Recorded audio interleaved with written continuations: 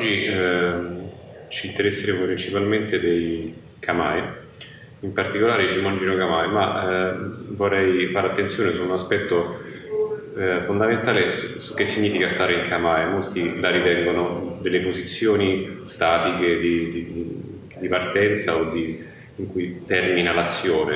Il Kamae è una posizione che viene messa in azione durante il movimento, no? E che dura una frazione di secondo, non è il termine dell'azione del movimento. Quindi oggi rivediamo attentamente i Shimon-Jiro Kamae e come questa posizione può essere applicata correttamente senza diciamo cadere in principi malsani tipo accademici, cioè che la posizione conclusa sarà pure bella e bellissima, ma però di difficile applicazione durante l'esecuzione di una determinata tecnica o semplicemente l'uscita da un determinato attacco o anche nella pratica reale. Se prendiamo in considerazione i Shimon-Jiro Kamae, di base quasi tutti quanti gli studenti sanno che bisogna andare col peso sulla gamba di dietro, stare bassi, tenere il baricentro dritto, non stare col sedere indietro, assumere una posizione di profilo. Il peso sulla gamba di dietro è importante per avere la possibilità di alzare la gamba, no? Di spostarsi con il peso, quindi rivedendolo da entrambi i lati, no? Peso sulla gamba di dietro, i talloni stanno sulla stessa linea, no? Non devono stare né così, né tantomeno così. No, ricordiamo che sono tutte posizioni che derivano anche dall'uso di armi, no? Quindi se immaginate l'uso dell'arma, immaginate di stare così, non ha molto senso, quantomeno così. No? Comunque, queste posizioni qua spesso un errore frequente che capita di vedere è magari la conclusione di andare in Shimon-Jiro Kamae, poi va tutto bene, ma è come ci si arriva che anche può fare la differenza. Oggi faremo caso a tutti gli errori che vengono fatti normalmente nell'applicazione di questa posizione, Kamae vuol dire, no? Kamae vuol dire posizione in giapponese. Un primo errore molto frequente è quello di, per esempio, per comodità, spostare il peso sull'altra gamba, mantenere il peso in avanti e poi andare indietro, no?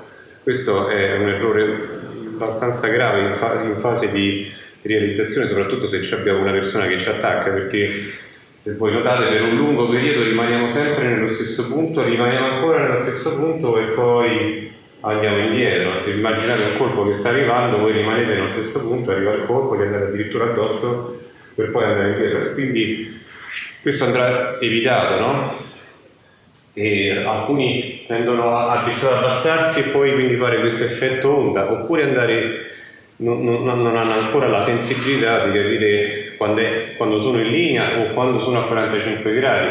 Entrambi chiaramente vanno bene, ma uno deve avere la capacità di fare quello che vuole, quindi se vado indietro, adesso decido di andare in linea, devo sentire che può essere buono prendere una linea di riferimento le prime volte, no? Sentirla sotto i piedi, no? Quando vado indietro il tallone dovrà essere esattamente sulla stessa linea, no? Quindi se vado indietro non dovrà essere così e non dovrà essere così, no?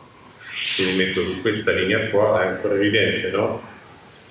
Quando vado indietro così è corretto, no? Quindi sto sulla stessa linea dell'asse d'attacco. Se vado qua non è sulla stessa linea e spesso per tensione uno tende a uscire troppo e anche così non è sulla stessa linea e quindi mi creavo un rilanciamento indietro, no?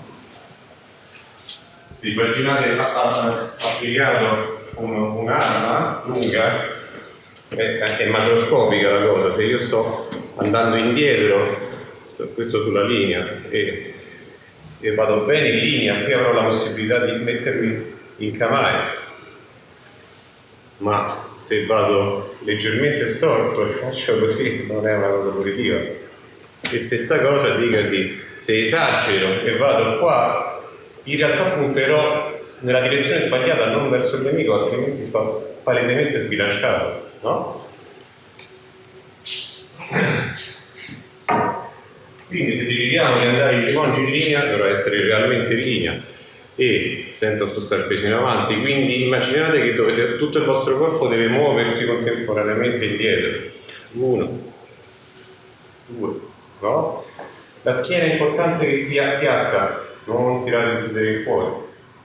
Mantenere la posizione in modo tale che il baricentro sia il più basso possibile e non vi faccia cadere né a destra né a sinistra. Se voi sentite anche poco che quando andate indietro iniziate a fare questi movimenti qua oscillatori, no? O vi sentite che vi fa cadere piano piano da qualche lato, c'è qualcosa che non va.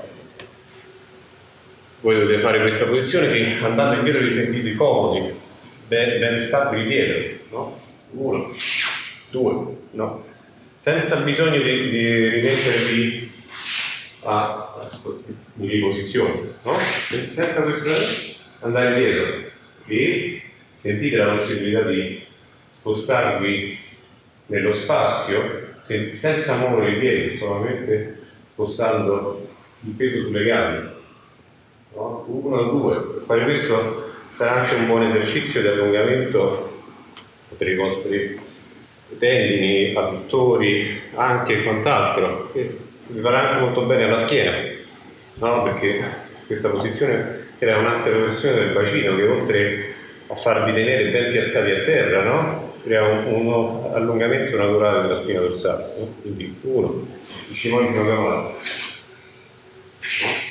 e il cimolino cavallo, 2, 3, relax, 1, 2, 3.